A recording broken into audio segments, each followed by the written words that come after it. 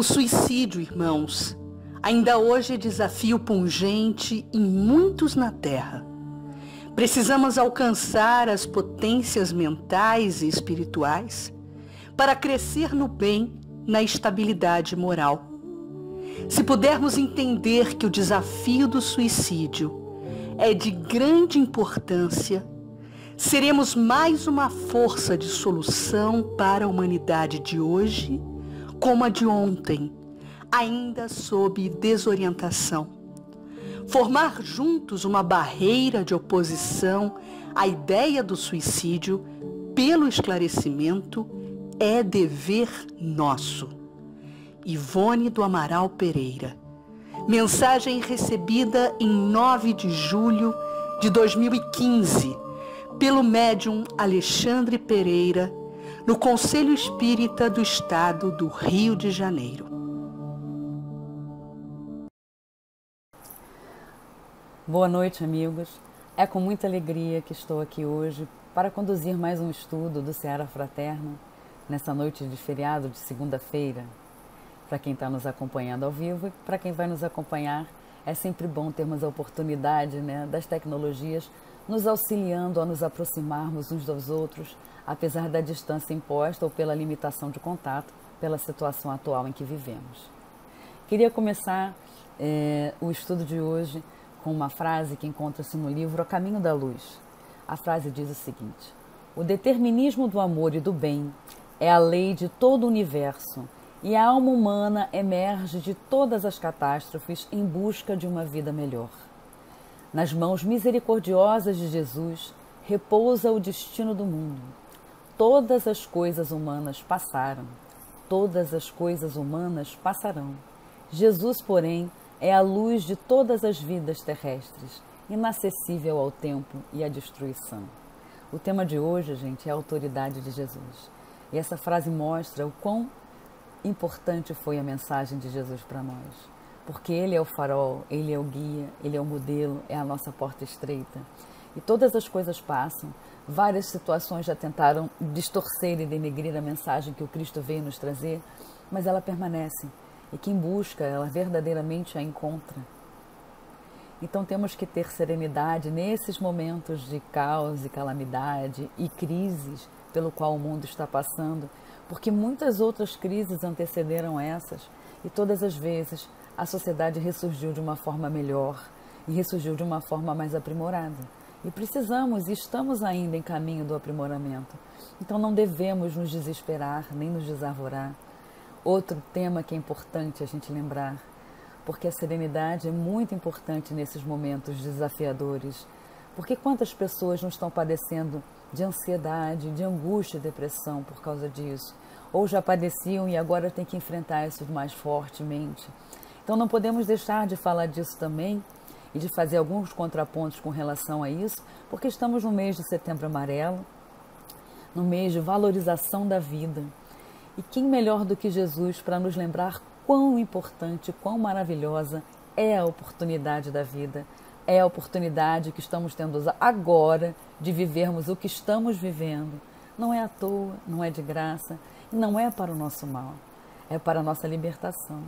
Então é importante que saibamos ver e ouvir os chamamentos do Pai, os chamamentos do Cristo, para que a gente consiga passar pelas adversidades de forma mais serena, de forma mais tranquila.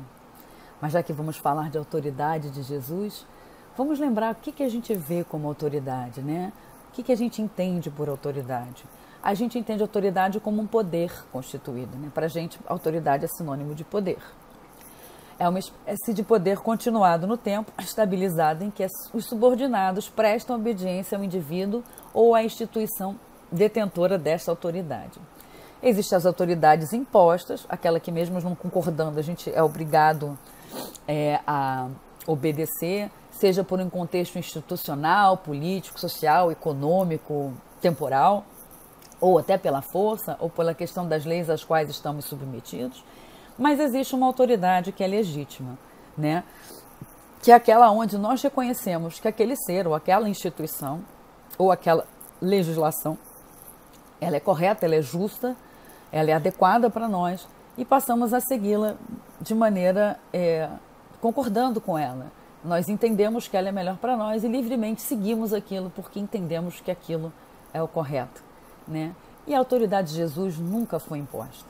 A autoridade de Jesus sempre foi legítima, sempre foi legítima, né? Os Espíritos nos dizem, né, no Evangelho segundo o Espiritismo, no capítulo 1, nos itens 3, 4 e 5, que Jesus era proveniente, a autoridade de Jesus, né, era proveniente dessa natureza excepcional do seu Espírito e da sua missão divina. Nós sabemos, né, pelo Livro dos Espíritos, que Jesus é um Espírito puro, né, um Espírito puro, no último nível de evolução. Ele já compreende Deus completamente. Ele faz a vontade de Deus por livre e espontânea vontade, porque entende que é melhor, a coisa correta a se fazer é vivenciar a lei de Deus. E ele o fazia como ninguém. Ele fazia com maestria, porque é o nosso mestre, é o nosso modelo. Jesus sempre combateu as práticas exteriores e as falsas interpretações sobre os seus ensinamentos, coisa que nós fazemos com muita frequência há muitos séculos, não é? E Jesus foi o iniciador da mais pura e mais sublime moral. Por quê? Porque essa moral que ele veio nos trazer, esse exemplo que ele veio nos trazer, esse modelo de vida, quando nós conseguirmos segui-lo efetivamente, nós conseguiremos renovar o mundo. Nós conseguiremos aproximar os seres e torná-los irmãos. Nós conseguiremos fazer brotar de todos os corações a caridade e o amor ao próximo. Jesus veio aqui para nos ensinar a construção do reino de Deus dentro de cada um de nós. O reino de Deus não é um lugar físico, gente. Não é uma coisa palpável. O reino de Deus será construído por cada um de nós dentro de si mesmo, dentro do altar do seu coração. Mas para isso tem muito trabalho e é sobre isso que nós vamos conversar hoje, né? Para quem tem dúvida ainda, perguntaram aos Espíritos, né? No Livro dos Espíritos, pergunta 625. Qual o tipo mais perfeito que Deus ofereceu ao homem para lhe servir de guia e modelo? A resposta é curta e grossa: Jesus. Não tem dúvida, né? E aí eles seguem dizendo que ele foi o exemplo de perfeição moral e que ele foi o ser mais puro que apareceu na Terra. Então está dito pelos Espíritos, no Livro dos Espíritos, na página 625. Eles ainda complementam, né? Com o tesouro dos seus exemplos e das suas palavras, deixa o Mestre entre os homens a sua boa nova. O Evangelho do Cristo é a perfeita reprodução de todas as suas filosofias que procuram aprimorar o espírito, norteando-lhe a vida e as aspirações. Jesus foi a manifestação do amor de Deus, a personificação de sua bondade infinita. Isso nos diz Emmanuel, no livro Emmanuel. É a personificação da lei de amor, justiça e caridade. É o modelo da vivência em comunhão com as leis de Deus, a nossa porta estreita. Então, gente, não tem salvação se não for seguindo os passos de Jesus. Não é? Não tem outro caminho. Fora da caridade não há salvação. Jesus nos alertou. E ele, que foi o ser mais puro que apareceu na Terra, sem nenhum tipo de débito, sem nenhum tipo de necessidade de encarnação, zero necessidade, veio aqui em missão para nos salvar. Veio aqui sendo o maior de todos e se colocava como menor, lavando os pés de seus discípulos, permitindo-se crucificar, se entregando como Cordeiro de Deus, para que nós entendêssemos o poder do amor, o poder do perdão e como isso liberta. Veio nos mostrar que a vida não é só desse mundo, não é só a vida material. Ele diz: meu reino não é deste mundo. E depois da crucificação, ele ainda retorna, mostrando que a vida continua, né? A ressurreição de Cristo é para mostrar que a vida não termina, que a vida não acaba. E isso deveria mudar totalmente a forma como a gente enxerga a nossa existência, a forma como a gente enxerga a nossa vida. Porque deveríamos realizar e compreender, de fato, que nós não somos este corpo de agora. Não sou essa personalidade só. Que cada um de nós é um ser imortal. Que cada um de nós é um espírito imortal, que tem existências pregressas, que tem um passado e que tem um futuro. Ah, mas isso Cristo não disse? Não disse abertamente, mas prometeu o Consolador prometido, que no nosso entender é o Espiritismo.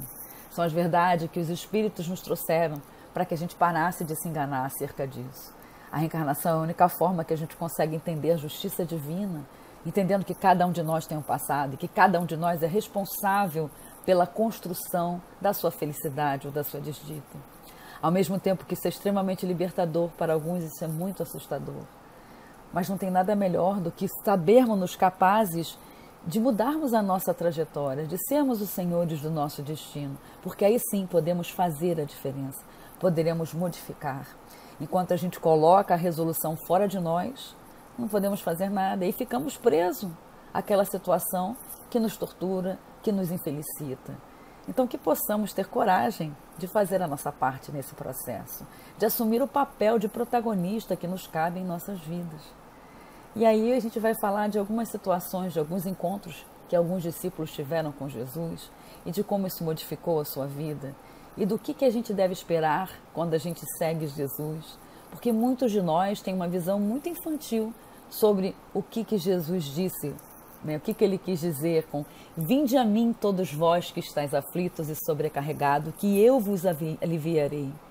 Tomai meu jugo e aprendei comigo, que sou brando, humilde e pacífico de coração, e acharás repouso para vossas almas, pois suave o meu jugo e leve meu fardo."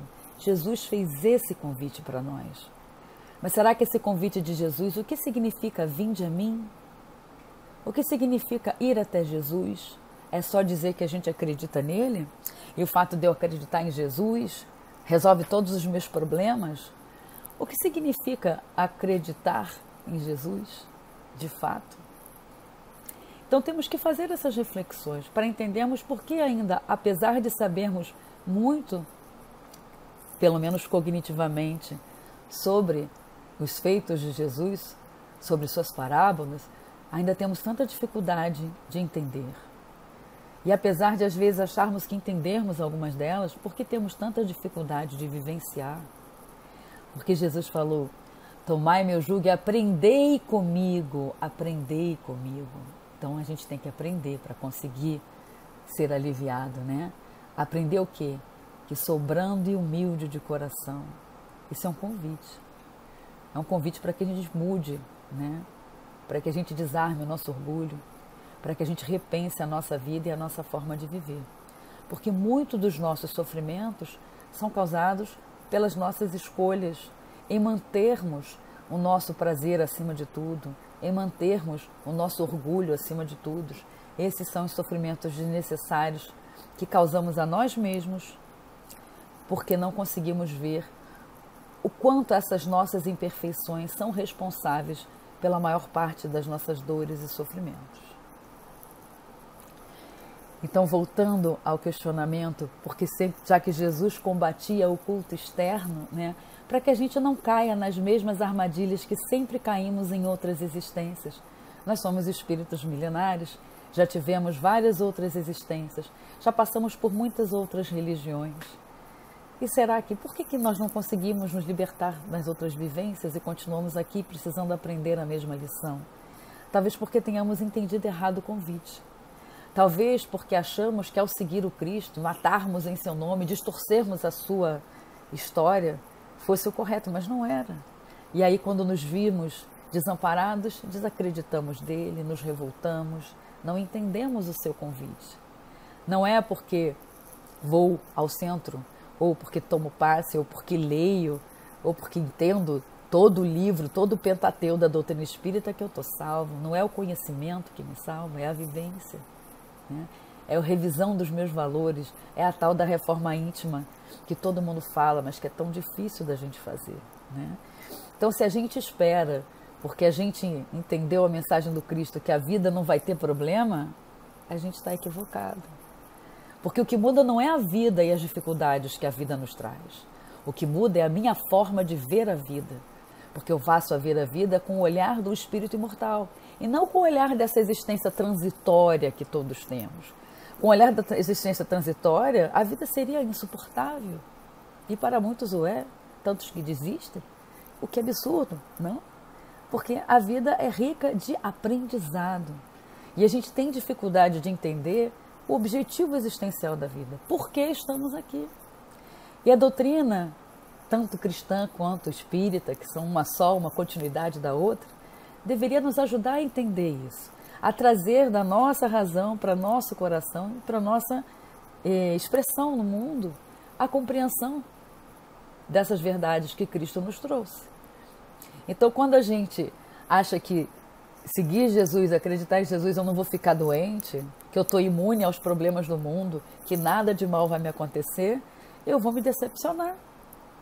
Porque, na realidade, o que Cristo vai me trazer é uma ressignificação da minha existência, inclusive das dores, das doenças, da importância, das dificuldades da vida para o meu aprendizado, para o meu aprimoramento, para que eu tenha resistência e coragem para passar pela hora difícil, para que eu tenha resistência e coragem para aprender os ensinamentos que eu preciso aprender quando a dor ficar mais forte, mais insuportável, para que eu não desista quando eu estiver muito triste ou desarvorado, para que eu me lembre do seu exemplo, gente. Não tem exemplo mais forte do que Jesus na cruz. Ninguém de nós passou por isso, ninguém tem ideia do sofrimento que deve ser incompreendido e crucificado por nada ter feito de errado. E mesmo assim, mesmo com toda injustiça, ele não se revolta. Ele passa por aquilo sereno, sabendo que o que ele faz é para o bem da humanidade. O que ele faz é para nos despertar.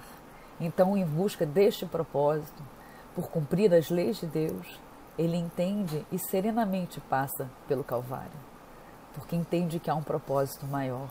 E nós precisamos entender que na nossa vida há um propósito maior para ela, há um objetivo maior e que nunca, em nenhuma circunstância, por pior que ela nos pareça, devemos desistir.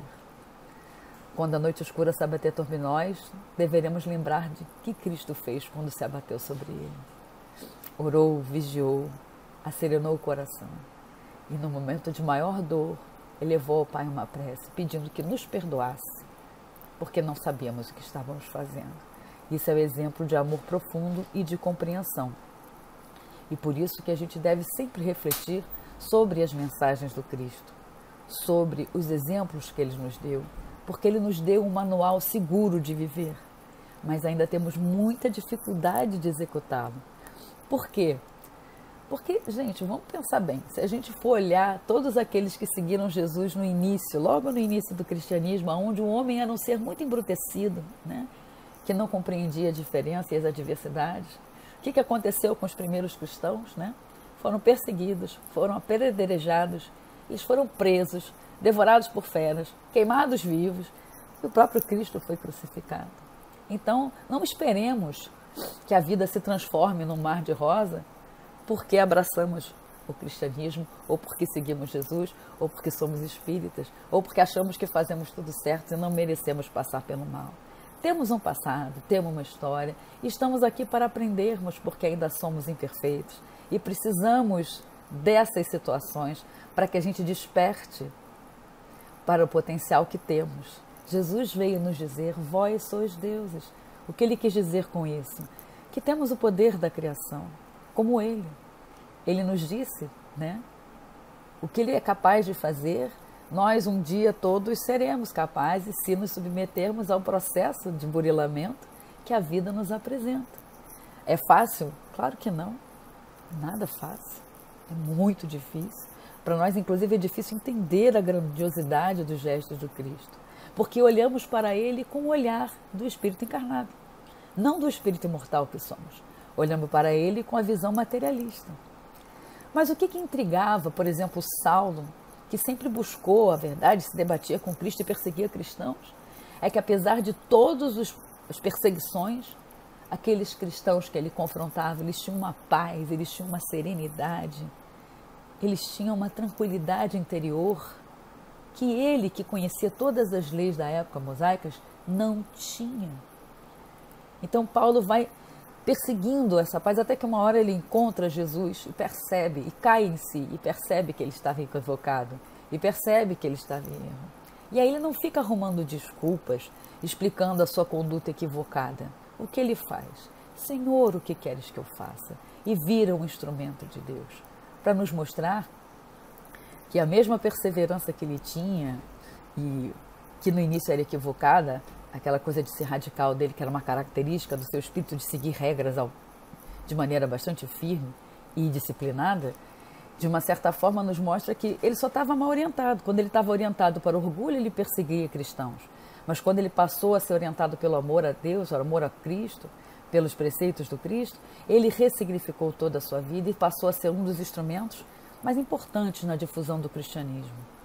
Então, para a gente entender, né, que o que Jesus nos propõe não é facilidade na vida, não, mas é uma compreensão dos processos da vida, porquê da existência, que a vida é muito mais do que só essa vida, que temos muito mais a aprender.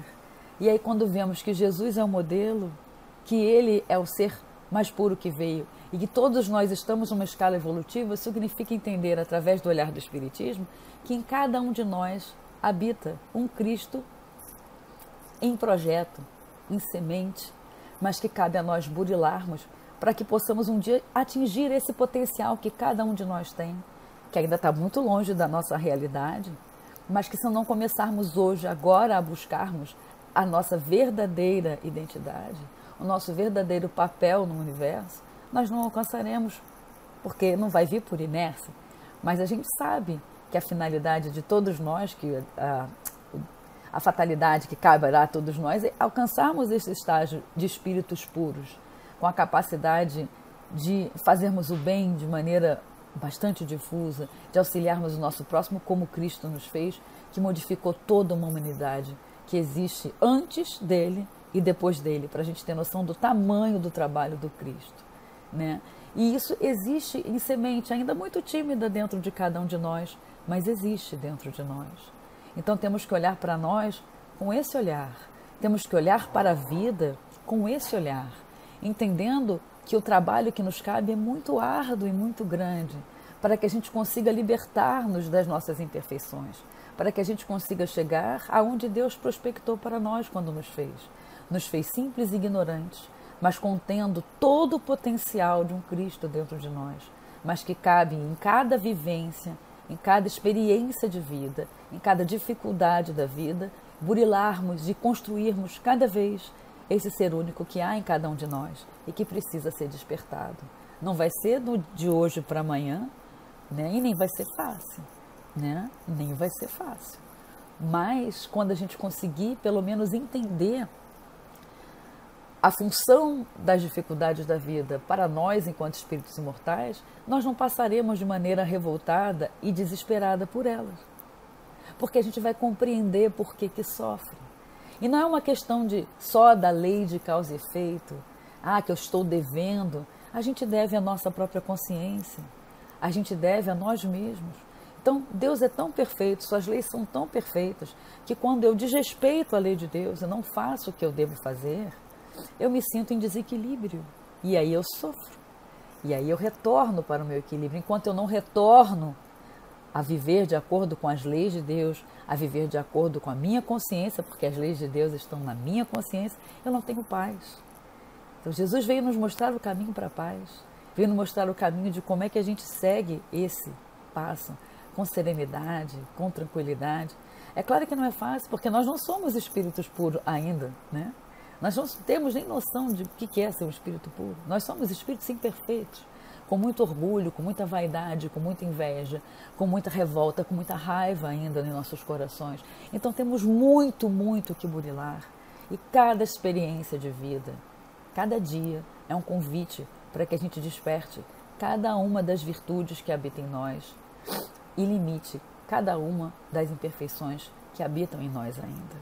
Então a gente está aqui para o bom combate. O bom combate. E para isso eu vou usar um exemplo interessante, que eu achei muito interessante, da Joana de Ângeles, né? Numa das encarnações dela, ela foi Joana de Cusa, e eu queria ler para vocês, que eu não sou boa de contar a história, né? Sobre o encontro dela com Jesus, o que isso modificou nela, o que trouxe para ela, né? Em termos de vivência, e o que modificou a forma dela ver a vida, né? Então, a Joana, durante, né, aqueles andares de Jesus pelas multidões, né, em Cafarnaum, Joana era consorte de Cusa, era casada com Cusa, intendente de Antipas, na cidade onde se conjugavam interesses vitais de comerciantes e de pescadores. Joana possuía verdadeira fé, contudo não conseguia forrar-se às armaduras domésticas, porque seu companheiro de lutas não aceitava as claridades do Evangelho.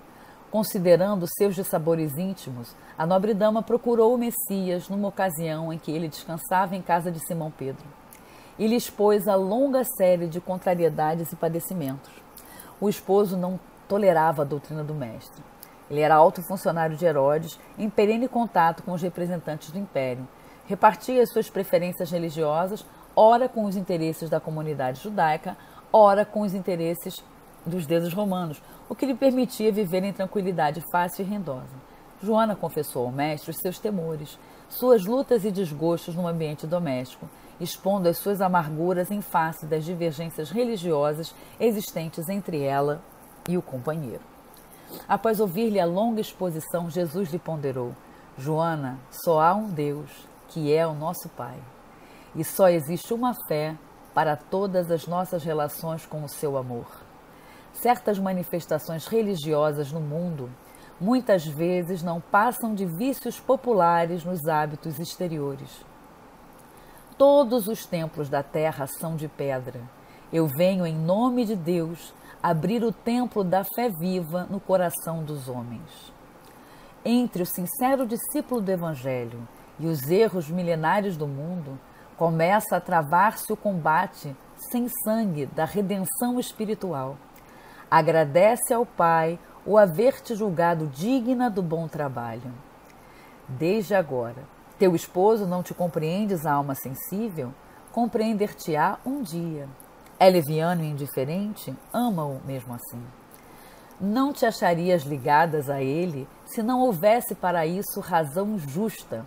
Servindo-o com amorosa dedicação, estarás cumprindo a vontade de Deus. Fala-me de teus receios e de tuas dúvidas. Deves, pelo Evangelho, amá-lo ainda mais. Os sãos não precisam de médicos. Além disso, não poderemos colher uvas nos abrolhos, mas podemos amanhar o solo do que produziu cardos envenenados, a fim de cultivarmos nele mesmo a videira maravilhosa do amor e da vida.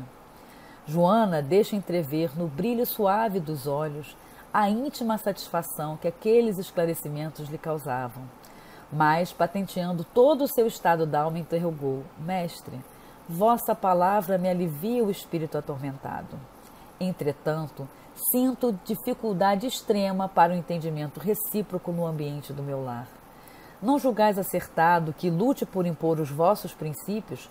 Agindo assim, não estarei reformando meu esposo para o céu e para o vosso reino? Jesus sorriu serenamente e retrucou: Quem sentirá mais dificuldade em estender as mãos fraternas será o que atingiu as margens seguras do conhecimento com o Pai, ou aquele que ainda se debate entre as ondas da ignorância ou da desolação, da inconstância ou da indolência do espírito. Quanto à imposição das ideias, continuou Jesus, acentuando a importância de suas palavras, por que motivo Deus não impõe a sua verdade ao seu amor e o seu amor aos tiranos da terra? Por que não fulmina com um raio conquistador desalmado que espalha miséria e destruição com as forças sinistras da guerra? A sabedoria celeste não extermina as paixões, transforma-as. Aquele que semeou o mundo de cadáveres desperta, às vezes para Deus apenas com uma lágrima. O Pai não impõe a reforma a seus filhos, esclarece-os no momento oportuno. Joana, o apostolado do Evangelho é o de colaboração com o céu, nos grandes princípios da redenção. Sê fiel a Deus, amando o teu companheiro do mundo, como se fora teu filho. Não percas tempos em discutir o que não seja razoável. Deus não trava contendas com suas criaturas e trabalha em silêncio por toda a criação. Vai, esforça-te também no silêncio. E quando convocada ao esclarecimento, fala o verbo doce ou enérgico da salvação, segundo as circunstâncias. Volta ao lar e ama o teu companheiro como material divino que o céu colocou em tuas mãos para que talhes uma obra de vida, sabedoria e amor. Joana de Cusa experimentava um brando alívio no coração, enviando a Jesus um olhar carinhoso de agradecimento. Ainda lhe ouviu as últimas palavras: vai, filha, e ser fiel. E aí passam bastante tempo, e eu não vou contar toda a história, que aí o marido dela acaba que desencarna, tem uns problemas, ela passa uns reveses, tem que trabalhar para sustentar os filhos, mas ela consegue se manter fiel aos preceitos do Cristo. Mas aí a gente vai pular uma parte dessa história e vai para o ano 68, quando as perseguições do cristianismo iam intensas. E aí a gente vai encontrar num dos espetáculos sucessivos dos circos romanos uma velha discípula do Senhor amarrada ao poste do martírio, ao lado de um homem novo que era seu filho. E ante o vozerio do povo foram ordenadas as primeiras flagelações. Abjura, exclamou o executor das ordens imperiais de cruel e sombrio olhar. A antiga discípula do Senhor contempla o céu, sem uma palavra de negação ou de queixa. Então o açoite vibra sobre o rapaz seminu, que exclama entre lágrimas: repudia Jesus, minha mãe. Não vês que nos perdemos? Abjura, por mim que sou teu filho. Pela primeira vez, dos olhos da Marte corre a fonte abundante das lágrimas. As rogativas do filho são espadas de angústias que lhe retalham o coração. Abjura, abjura. Joana ouve aqueles gritos, recordando a existência inteira. O lar risonho e festivo, as horas de ventura, os desgostos domésticos, as emoções maternais, os fracassos do esposo, sua desesperação e sua morte. Do esposo, a viuvez, a desilusão, as necessidades mais duras. Em seguida, ante os apelos desesperados do filhinho, recordou que Maria, que também fora mãe, e vendo Jesus crucificado no madeiro da infância, soubera conformar-se com os desígnios divinos. Acima de todas as recordações, como a alegria suprema de sua vida, pareceu-lhe ouvir ainda o Mestre, em casa de Pedro, a lhe dizer: vai, filha, ser fiel. Então, possuída de força sobre-humana, a viúva de Cusa contemplou a primeira vítima ensanguentada e, fixando no jovem um olhar profundo e inexprimível, na sua dor e na sua ternura, exclamou firmemente: cala-te, meu filho. Jesus era puro e não desdenhou o sacrifício.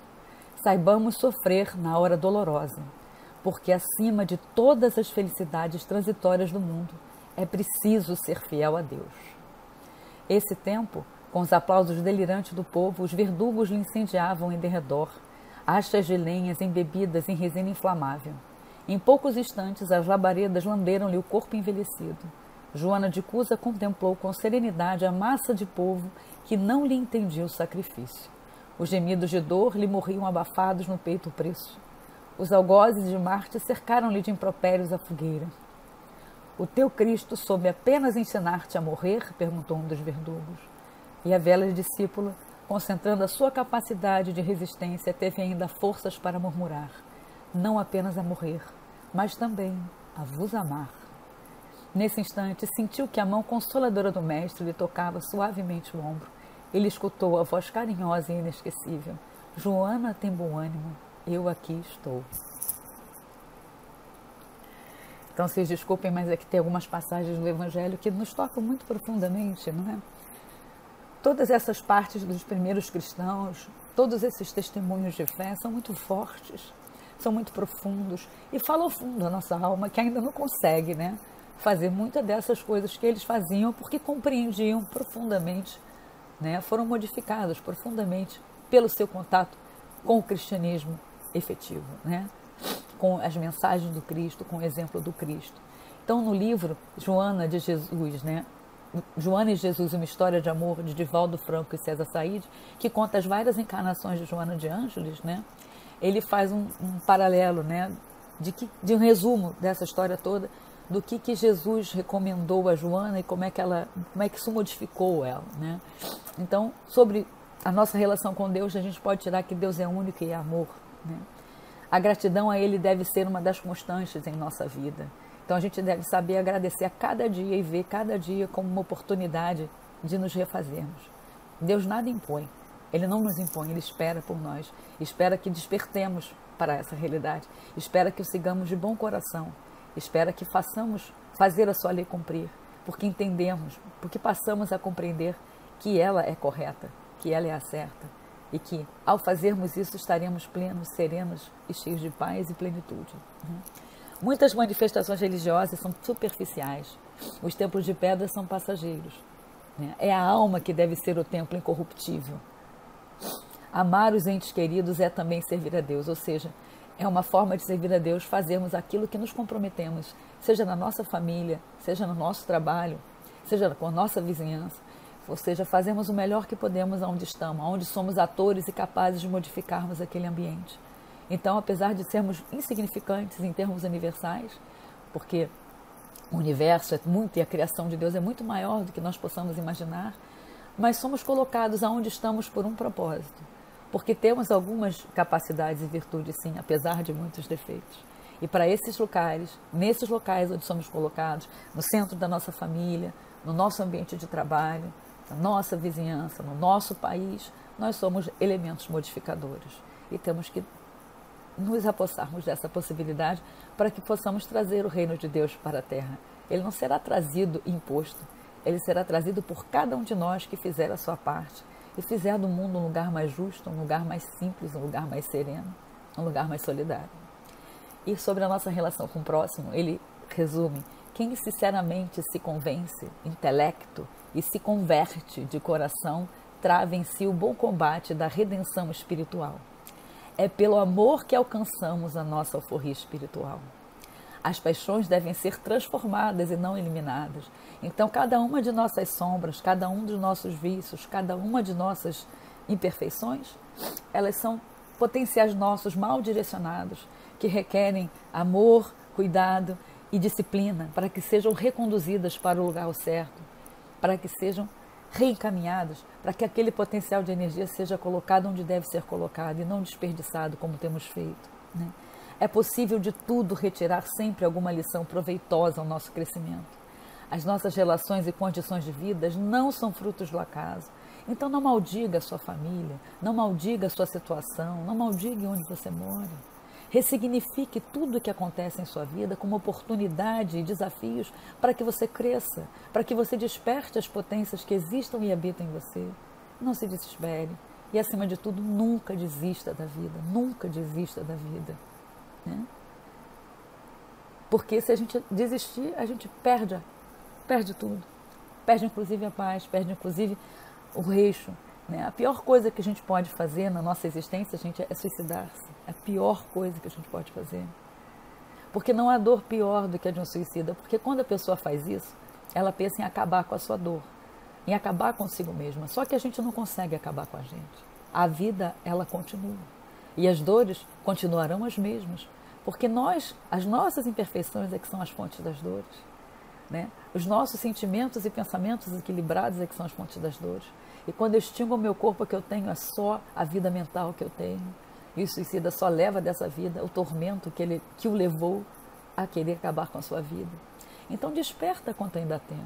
Se está passando por uma situação desse tipo, pede socorro, tem tratamento, tem o centro de valorização da vida, pega o telefone e liga, pede ajuda. Mas não desista de você, nunca. E nós que ainda estamos acabrunhados pela tristeza, pela angústia, pela falta de serenidade, que a gente reforce a nossa fé e não nos deixemos que essa tristeza se aposse de nós, que utilizemos os nossos conhecimentos, tanto da doutrina espírita quanto dos ensinamentos do Cristo, para iluminar os nossos corações, para reconduzir as nossas queixas improdutivas. Nós temos que entender que a existência é uma escola, né? No livro Vinha de Luz, no capítulo A Videira, ele coloca: útil seria que o ser observasse no planeta a sua imensa escola de trabalho.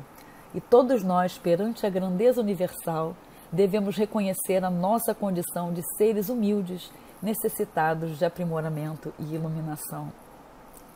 Quando o ser compreende o objetivo do sofrimento, entendendo que as crises salutares produzem a cura espiritual, o ser sabe que o sofrimento lhe faculta o adiantamento e o aceita sem murmurar, como o obreiro aceita o trabalho que lhe assegurará o salário. A gente, infelizmente, só muda quando é obrigado a mudar. A gente continua o que a gente é, porque se está tudo bem eu sendo orgulhoso, egoísta e vaidoso, eu não vou querer mudar. Vou mudar para quê? Tá bom para mim? Só que aí a lei do progresso não nos permite ficarmos nessa inércia, né? Reféns das nossas imperfeições, do nosso orgulho, do nosso prazer. Né? E aí a dor, a crise, são as perdas, as instabilidades econômicas que vão nos atingir, vão nos sacudir, vão nos despertar para o que de fato importa. O que de fato importa? O que de fato importa é o que a gente leva dessa vida, não é as coisas materiais, não são os títulos, não são as posses, nada disso a gente leva. Isso acaba quando esse corpo acaba. O que fica são as nossas vivências, são as virtudes despertadas, são as imperfeições identificadas que estão sendo trabalhadas. É isso que a gente leva, os afetos, as experiências. Então que a gente possa ressignificar a existência, que a gente entenda a dor como remédio amargo, às vezes necessário, para que a gente desperte para o que de fato é importante para nós enquanto seres espirituais, enquanto seres que têm uma história antes dessa vida e vai ter uma depois. Nós construímos hoje a nossa prisão ou a nossa liberdade.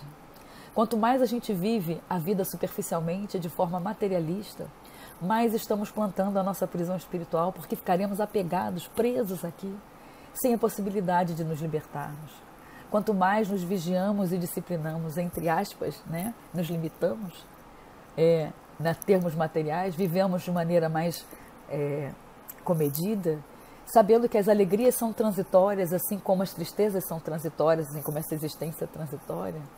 Tudo é transitório em termos materiais. E sabendo que de fato é permanente, que são as virtudes, são as vivências, são as experiências, são os sentimentos burilados, para que a gente possa ressignificar e entender que na vida, às vezes, é necessário termos adversidades, né? E, acima de tudo, o que eu queria trazer como reflexão para nós hoje é que não basta crer e saber, não basta crer e saber, né, o que é o cristianismo, o que o Cristo fez, o que está em todo o Pentateuco da codificação espírita, em todos os livros já codificados, já trazidos para nós. É necessário vivermos de acordo com aquilo que acreditamos, fazer penetrar na nossa vida diária os princípios que nós acreditamos. É obra vagarosa e difícil, gente, não é fácil. Mas não nos pediram fazer isso numa vida, a gente tem que entender isso também. A gente tem que ter uma perspectiva correta a nosso respeito. Não é que eu vou virar perfeito de hoje para amanhã, não é que eu vou conseguir ser o Cristo de hoje para amanhã, não vou. Se eu fizer isso, eu também vou me decepcionar e vou desistir frente às primeiras adversidades, ao verificar que no primeiro teste eu vou falhar e que eu vou cair inúmeras vezes ainda nas mesmas armadilhas. Então eu tenho que entender que é um processo de longo prazo para que eu não desista nas primeiras adversidades. Porque todas as adversidades nada mais são do que testemunhos de fé, de resignação, estão trabalhando o nosso caráter, mas que eu possa fazer que a nossa fé, que a minha fé, que a sua fé, desperte em nós a nossa coragem, a nossa confiança em Deus, a nossa confiança em Cristo, em nos sabermos amparados pelo seu amor e conseguimos, Senhor, vencer a cada dia as dificuldades, as imperfeições que são os grilhões que nos prendem às tristezas e aos sofrimentos. A vida continuará tendo seus desafios, a vida continuará tendo as suas dores, a vida continuará tendo perdas e dissabores, mas acima de tudo ela nos trará um conhecimento sobre nós mesmos, ela nos trará a oportunidade de sermos melhores, ela nos trará o despertar da consciência que precisamos ter para que atinjamos da melhor forma e da forma mais rápida possível o nosso potencial. Então, a gente tem que aprender a lembrar das virtudes que Jesus nos falou do Sermão da Montanha, que nos mostram, né, as virtudes que precisamos despertar em nós para que consigamos entrar ou construir esse reino dos céus. Então, a reflexão que eu quero deixar para vocês no final de hoje é: quem de nós hoje aceita o sofrimento com resignação, por entender que os aflitos serão consolados? Quem de nós resiste às tentações do orgulho, por desejar cultivar a humildade na compreensão de que os pobres de espírito serão bem-aventurados e deles será o reino dos céus? Quem de nós consegue controlar ou combater as traições e infidelidades de sentimento ou de intenções, por acreditar que os puros de coração serão bem-aventurados e verão a Deus? Quem de nós atenua a violência ou modera as agressões e ódios por deliberado esforço, admitindo que os brandos e os pacíficos serão bem-aventurados e herdarão a terra. Quem de nós quer perdoar e aceitar os erros humanos, aceitar e tolerar as falhas nossas e do próximo, por procurar viver compativelmente com os ensinamentos de que os misericordiosos serão bem-aventurados e obterão misericórdia?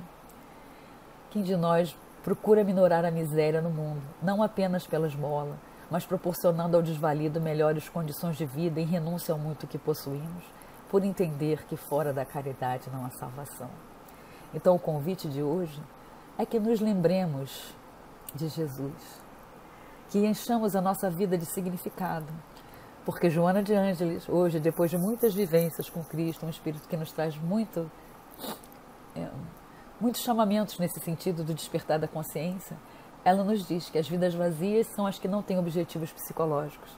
E nesse espaço, há muito espaço para inquietação e desconfiança, autodesprezo e ressentimento, acolhimento de transtornos da emoção e dos desequilíbrios da mente, pela ausência de significado existencial, que se apresenta pela necessidade de conquistar coisas externas e projetar imagem, porque o ser real encontra-se incompleto, inseguro e sem estímulo para continuar a jornada. Então precisamos preencher a nossa vida de sentido existencial, de entendermos que não estamos aqui a passeio, que a felicidade que nos espera não é a felicidade material, mas é a felicidade do espírito, é a libertação das imperfeições, né? Então o ser humano cauto, saudável, vive dentro de padrões éticos que conferem bem-estar e alegria existencial. E a coragem que nós temos é a medida pela resistência que a gente oferece às circunstâncias perturbadoras, permanecendo tranquilo apesar de todas as dificuldades.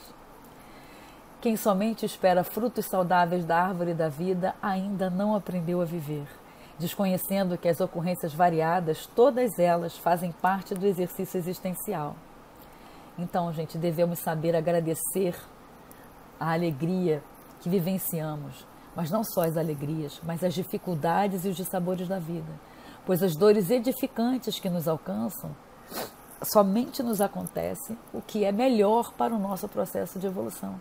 Se Deus é infinitamente bom e justo, se Ele me criou para amar e para o bem, Ele não me criou para sofrer. O sofrimento é proveniente da minha falta de vigilância, né? Por eu não aceitar de bom grado os desafios que a vida me impõe para que eu consiga crescer, né? E me superar. Somente aquele que luta se aprimora e consegue superar os vícios. Viver, portanto, na Terra é uma excelente ocasião de avançar rumo à felicidade mortal. Por isso que a gente agradece por estarmos, a gente fala tanto da transição planetária, nós queremos um mundo de regeneração, mas ele não vai acontecer se cada um de nós não fizer a sua parte. Nós estamos passando pela transição, estamos na noite escura e a gente sabe que antes de amanhecer é a parte da noite que é mais escura, né? Então ele virá, o mundo de renovação virá. Mas precisamos despertar em cada um de nós a consciência e a responsabilidade que cabe a cada um de nós fazer a sua parte, que cabe a cada um de nós manter-se sereno frente às dificuldades, que cabe a cada um de nós todo dia de manhã agradecer a Deus e perceber que a vida é uma dádiva, é um presente divino, é algo que está para nós como o caminho da nossa libertação. Lembremos sempre do modelo de Jesus, de suas palavras, de seus exemplos, para que isso norteie as nossas escolhas, para que isso serene os nossos corações frente às lutas de cada dia. E a nossa grande esperança é fazermos a nossa parte, que a gente consiga fazer a nossa parte, o melhor possível que a gente conseguir, vivendo hoje, agora com Jesus, nas transformações lentas, lembrar que é lenta, para um novo amanhã que se inicia dentro de cada um de nós. Que possamos despertar e agir enquanto é tempo. E que possamos ser gratos, Senhor, sempre pela oportunidade bendita que a vida nos traz. Fiquem com Deus. Lembrem-se sempre dos exemplos de Jesus, nosso mestre, amigo, que nos ama profundamente e aguarda cada um de nós fazer a sua parte. Ele espera cada uma de nós, suas ovelhas desgarradas nesse processo. Então que possamos de fato legitimar a autoridade de Jesus e passamos a segui-lo, sem restrições, sem medos, confiando, entendendo e aceitando, superando e vencendo a cada uma das dificuldades que a vida nos apresenta. Muito obrigada pela atenção de vocês, que vocês tenham uma ótima semana e que possam aproveitar todos os momentos reflexivos que esses últimos tempos têm nos trazido. Fiquem em paz. Graças a Deus.